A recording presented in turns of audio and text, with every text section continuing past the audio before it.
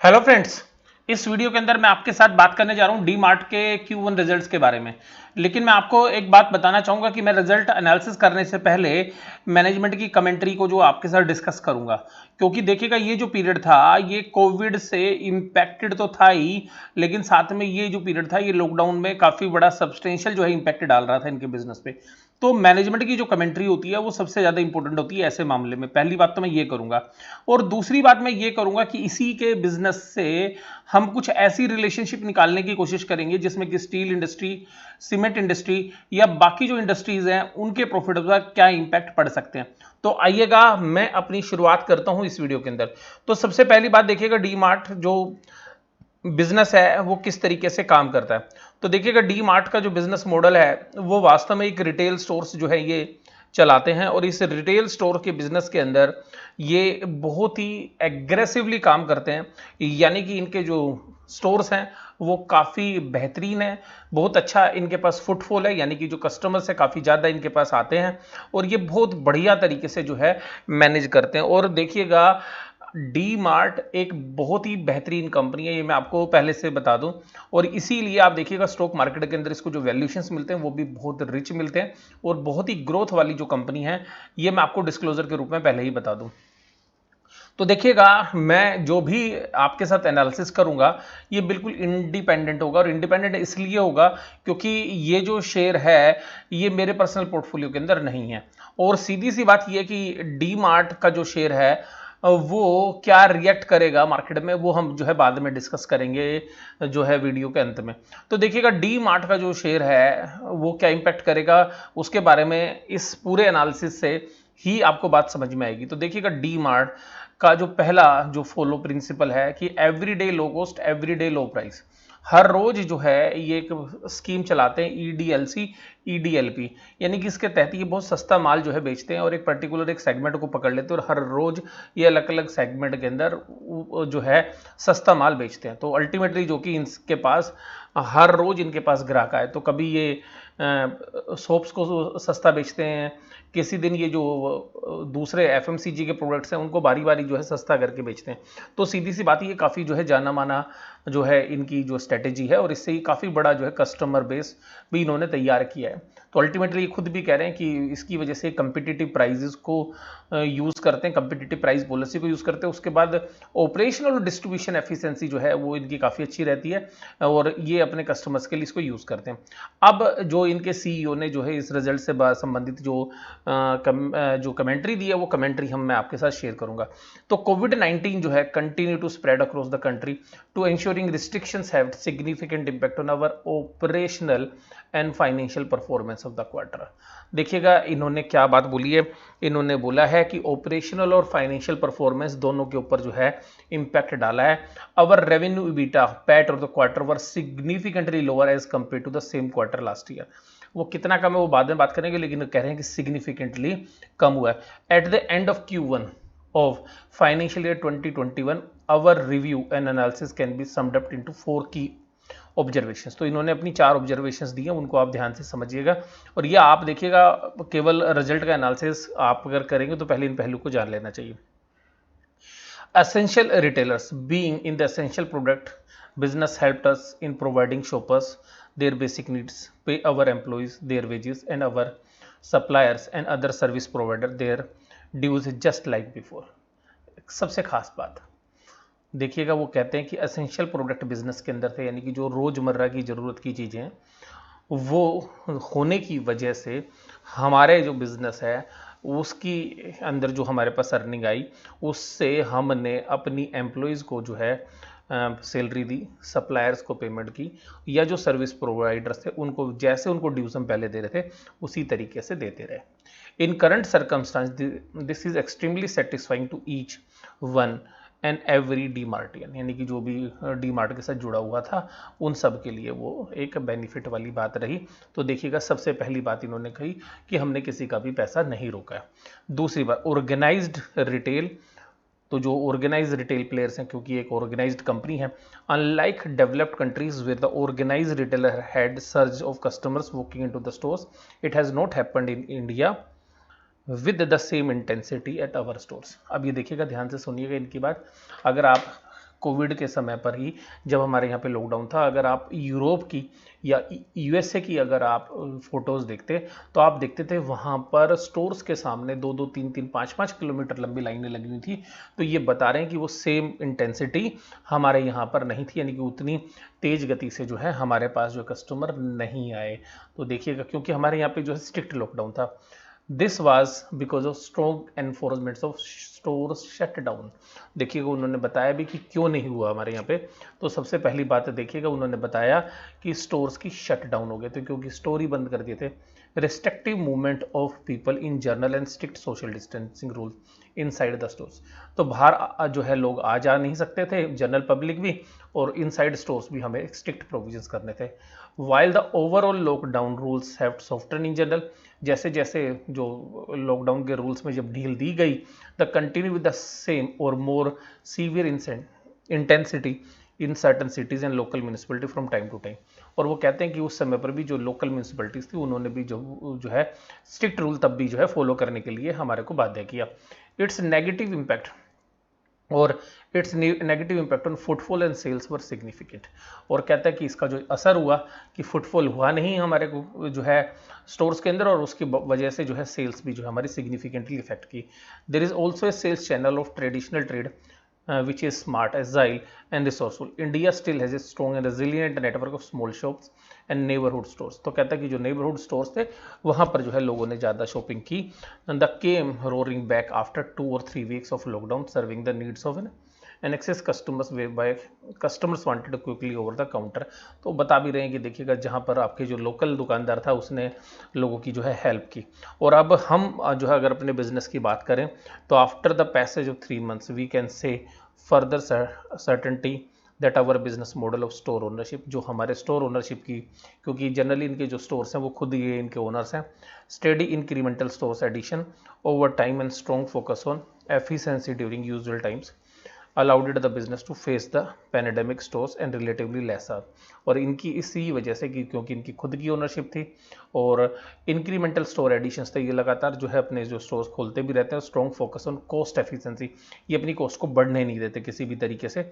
तो उसकी वजह से जो हमारे ऊपर इम्पैक्ट जो है वो कम हुआ, while we are the midst of the second wave of the pandemic. और ये कह रहे हैं कि जो जिस तरीके से अब सेकंड वेव की जो है बात की जा रही है, तो अगर ये सेकंड वेव आती है तो हमें अपने आउटलुक को दोबारा से थोड़ा सा देखना पड़ेगा।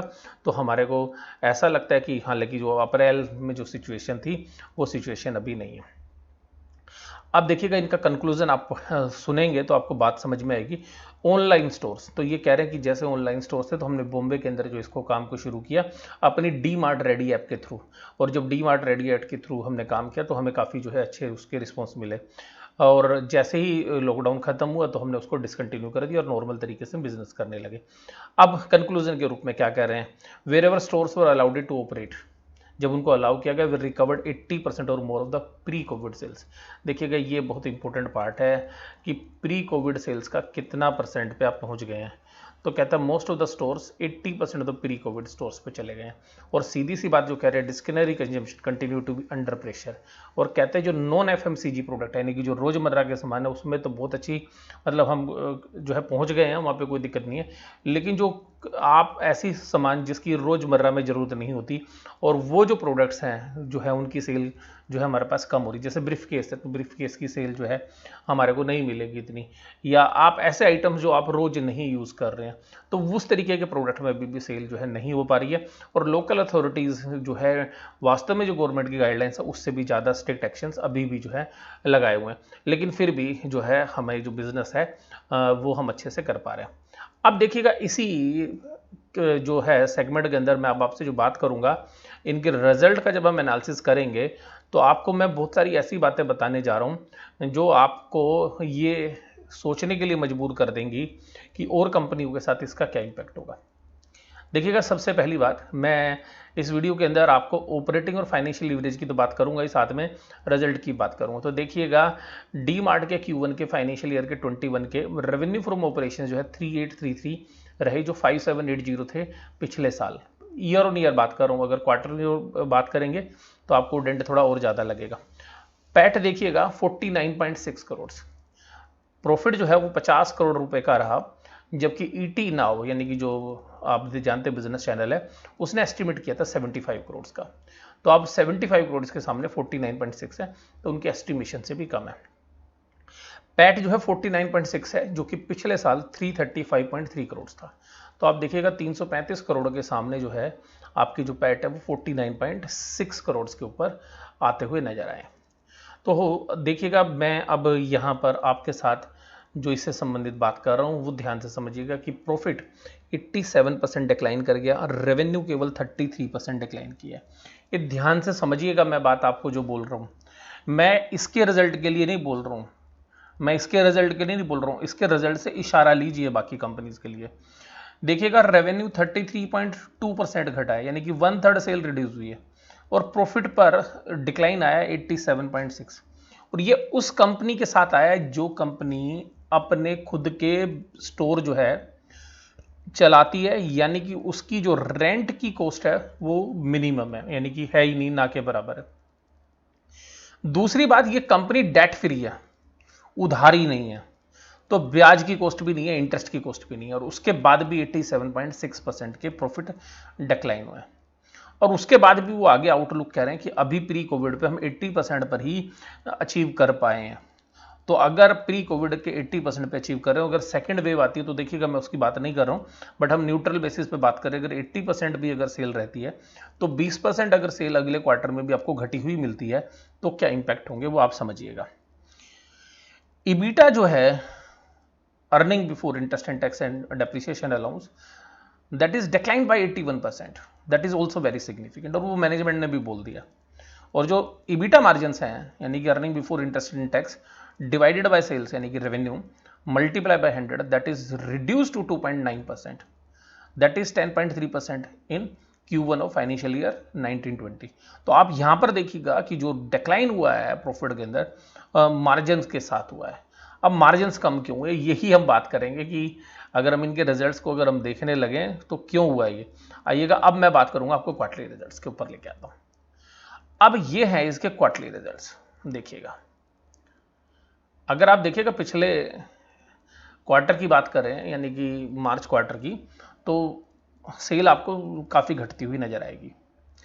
लेकिन पिछले साल है, क्योंकि बहुत ग्रोइंग कंपनी, आप भी ध्यान रखिएगा इसको कि बहुत ग्रोथ वाली कंपनी है। तो अब यहां पर रेवेन्यू फ्रॉम ऑपरेशन, जो रेवेन्यू फ्रॉम ऑपरेशन है वो किस तरीके से काम कर रहे हैं। अब देखिएगा, रेवेन्यू फ्रॉम ऑपरेशन के अंदर जो रेवेन्यूज 5817 के थे वो घटकर 3883। नॉर्मल है, देखिएगा लॉकडाउन था, आप कुछ नहीं कर सकते थे, मैं कुछ नहीं कर सकता था। जहां पे 4928 का था खर्चा, वो 3244 का था। देखिएगा, this is a variable expenses. Variable expenses का मतलब है कि आपने माल खरीदा, उसी माल को आप बेच रहे हैं। तो आप देखिएगा उसके साथ इन्वेंट्री का भी चेंज है, तो इन्वेंट्री का चेंज बहुत ज़्यादा नहीं है। तो ये जो खर्चे हैं ये वास्तव में प्रोपोर्शनेट होते हैं सेल के। अगर ज़्यादा सेल करोगे, क्योंकि जो माल खरीद रहे हो उसी को आप बेच रहे हो, तो अल्टीमेटली यहां तक मार्जिन की बात ठीक है। लेकिन आपकी सेल जब कम हुई तो आपके एम्प्लॉय के खर्चे तो कम नहीं हुए, होने भी नहीं थे, नो डाउट। इसको बोलते हैं fixed operating cost, fixed operating cost. दूसरी बात है, फाइनेंस कॉस्ट इनकी ना के बराबर है, 8 करोड़। इतना तो मतलब ब्याज आप समझ रहे नहीं। और जो पिछले साल सेम क्वार्टर में 18 करोड़ का था, तो आप देखिएगा यहाँ पे तो बहुत ही कम जो है, आप इंटरेस्ट कॉस्ट भी इनकी आधी होती है, इसका मतलब डेट ये रीपे करते जाते हैं। और इन्होंने QIP भी किया था एक, जो फरवरी के महीने के अंदर, तो जहां से इन्होंने इक्विटी के थ्रू भी पैसा जो है रेज किया था, तो अल्टीमेटली कुछ पे किया होगा उन्होंने। अदर एक्सपेंसेस देखिएगा 311.54, अदर खर एक्सपेंसेस बढ़ गए, देखिएगा क्योंकि कोविड की वजह से आप सैनिटाइज करेंगे, घर घर जाके आपने सर्विसेज दी, ऐप के थ्रू भी आपने सप्लाई की, तो आपके स्टोर्स तो बंद थे, लेकिन आपने डिस्ट्रीब्यूशन के अंदर आपकी जो ट्रांसपोर्टेशन है, लॉजिस्टिक की कॉस्ट बढ़ी, तो देखिएगा खर्चे जो है बढ़ने लाजमी थे। यहां तक भी बात जो है सही थी। अब बात यह है कि प्रॉफिट जो है घटकर 506 से 58.77 हुआ। अब ये क्यों घटे, अब ध्यान से समझिएगा। देखिएगा, प्रॉफिट घटने के कारण सेल का घटना नहीं है और ना परचेज कॉस्ट है।